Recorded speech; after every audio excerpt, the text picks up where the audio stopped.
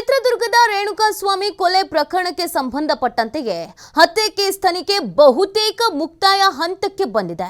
ಕೆಲವರ 164 ಹೇಳಿಕೆ ಪಡೆಯುವುದಕ್ಕೆ ಪೊಲೀಸರು ಚಿಂತನೆಯನ್ನ ನಡೆಸ್ತಾ ಇದ್ದಾರೆ. ಮತ್ತೊಬ್ಬ ನಟನ ಹೇಳಿಕೆ ಪಡೆಯುವುದಕ್ಕೆ ಖಾಕಿ ಚಿಂತನೆಯನ್ನ ನಡೆಸಿದೆ. ಪಾರ್ಟಿ ವೇಳೆ ಒಂದೇ ಹೋಟೆಲ್ನಲ್ಲಿ ಕುಳಿತಿದ್ದ ಮತ್ತೊಬ್ಬ ನಟ ಈಗಾಗಲೇ ನಟ ಚಿಕ್ಕಣ್ಣನ ಹೇಳಿಕೆಯನ್ನ ಪಡೆದಿದ್ದಾರೆ ಪೊಲೀಸ್ನವರು.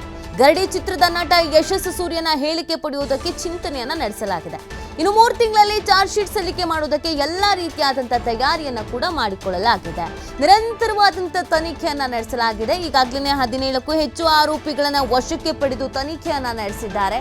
ಅದರ ಜೊತೆಗೆ ಸುಮಾರು ಸಾಕ್ಷಿಗಳನ್ನ ಕೂಡ ಸಂಗ್ರಹಿಸಿದ್ದಾರೆ. 137ಕ್ಕೂ ಹೆಚ್ಚಿನ ಸಾಕ್ಷಿಗಳನ್ನ ಸಂಗ್ರಹಿಸಲಾಗಿದೆ. ಹಾಗೇನೆ ಈ ಕೊಲೆ ಆದ ನಂತರ ಮತ್ತು ಕೊಲೆಗಿಂತ ಮುಂಚಿತವಾಗಿ ಕೆಲವೊಂದಷ್ಟು ಪಾರ್ಟಿಗಳನ್ನ ಕೆಲವು ಹೋಟೆಲ್ಗಳಲ್ಲಿ ಪಬ್ಗಳಲ್ಲಿ ಮಾಡಲಾಗಿದೆ. ಆ ಪಾರ್ಟಿಗಳಲ್ಲಿ ಯಾರೆಲ್ಲ ಭಾಗಿಯಾಗಿದ್ರೋ ಅವ್ರಿಗೂ ಕೂಡ ನೋಟಿಸ್ ಕೊಟ್ಟು ವಿಚಾರಣೆಗೆ ಕರೆಯಲಾಗ್ತಾ ಇದೆ.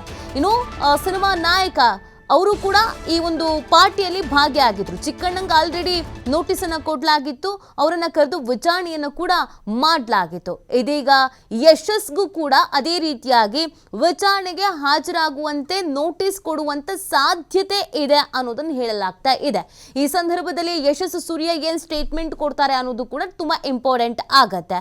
ಹಾಗೇನೆ ಈ ಪ್ರಕರಣಕ್ಕೆ ಸಂಬಂಧಪಟ್ಟಂತೆಯೇ ಪೊಲೀಸರು ಇನ್ನು 3 ತಿಂಗಳಲ್ಲಿ ಚಾರ್ಜ್ ಶೀಟ್ ಸಲ್ಲಿಕೆ ಮಾಡೋದಕ್ಕೂ ಕೂಡ ತಯಾರಿಯನ್ನ ಮಾಡಿಕೊಂಡಿದ್ದಾರೆ ಅನ್ನೋದನ್ನ ಹೇಳಲಾಗ್ತಾ ಇದೆ. ಚಾರ್ಜ್ ಶೀಟ್ ನಲ್ಲಿ ಏನು ಉಲ್ಲೇಖ ಮಾಡ್ತಾರೆ, ಈಗ A1 A2 ಅಂತ A1 ಪವಿತ್ರ ಗೌಡ A2 ದರ್ಶನ್ ಅಂತ ಹೆಸರನ್ನ ಹೇಳಲಾಗಿದೆ. ಸೊ ಚಾರ್ಜ್ ಶೀಟ್ ಸಂದರ್ಭದಲ್ಲೂ ಕೂಡ ಇದೇ ರೀತಿಯಾಗಿ ಇರುತ್ತಾ ಅಥವಾ ಏನಾದ್ರೂ ಬದಲಾವಣೆ ಆಗುವಂತ ಸಾಧ್ಯತೆಗಳು ಇರುತ್ತಾ? ತುಂಬಾ ಮಹತ್ವದ ವಿಚಾರವನ್ನ ಈ ಚಾರ್ಜ್ ಶೀಟ್ಗಳಲ್ಲಿ ಉಲ್ಲೇಖ ಮಾಡಲಾಗುತ್ತೆ. ಸೊ ಈ ಪ್ರಕರಣಕ್ಕೆ ಸಂಬಂಧಪಟ್ಟಂತೆ ಚಾರ್ಜ್ ಶೀಟ್ ನಲ್ಲಿ ಏನೆಲ್ಲ ಮೆನ್ಷನ್ ಮಾಡಬಹುದು ಅನ್ನೋದು ಈಗಿರುವಂತ ಕುತೂಹಲ ಆಗಿದೆ. ಬಿಕಾಸ್ ಇದೊಂದು ಹೈ ಪ್ರೊಫೈಲ್ ಕೇಸ್ ಆಗಿರೋದ್ರಿಂದ ಸಾಕ್ಷಿ ನಾಶ ಮಾಡಬಹುದು ಅಥವಾ ಸಾಕ್ಷಿ ಬರದೇ ಇರಬಹುದು, ಈ ಥರದ್ದೆಲ್ಲ ಒಂದಷ್ಟು ಅನುಮಾನಗಳು ಇತ್ತು. ಆದರೆ ಪೊಲೀಸರು ಇದ್ಯಾವುದಕ್ಕೂ ಕೂಡ ಎಡೆ ಮಾಡಿಕೊಡದೆ ಯಾರನ್ನೆಲ್ಲ ವಿಚಾರಣೆಗೆ ಒಳಪಡಿಸಬಹುದೋ ಅವ್ರನ್ನೆಲ್ಲರನ್ನೂ ವಿಚಾರಣೆಗೆ ಒಳಪಡಿಸಲಾಗಿದೆ. ಎಷ್ಟೆಲ್ಲ ಸಾಕ್ಷಿಗಳನ್ನು ಸಂಗ್ರಹಿಸಬಹುದೋ ಅಷ್ಟೆಲ್ಲ ಸಾಕ್ಷಿಗಳನ್ನು ಕೂಡ ಸಂಗ್ರಹಿಸಲಾಗಿದೆ. ಕೆಲವೊಂದಷ್ಟು ವಿಡಿಯೋಗಳು ಪೊಲೀಸರ ಬಳಿಯೇ ಇರೋದ್ರಿಂದ ಆ ವಿಡಿಯೋ ದರ್ಶನ್ಗೂ ಕೂಡ ತಲೆನೋವು ತಲೆಬಿಸಿಯನ್ನು ತಂದೊಡ್ಡಿದೆ. ಈ ಕಾರಣಕ್ಕಾಗಿಯೇ ಇಲ್ಲಿವರೆಗೂ ಅವರು ಕೋರ್ಟ್ಗೆ ಸಂಬಂಧಪಟ್ಟಂತೆ ಅಂದರೆ ಬೇಲ್ನ ಅಪ್ಲೈ ಮಾಡ್ಕೊಳ್ಳೋದಾಗಿರ್ಬಹುದು ಇದ್ಯಾವುದನ್ನು ಸಹ ಮಾಡ್ತಾ ಇಲ್ಲ.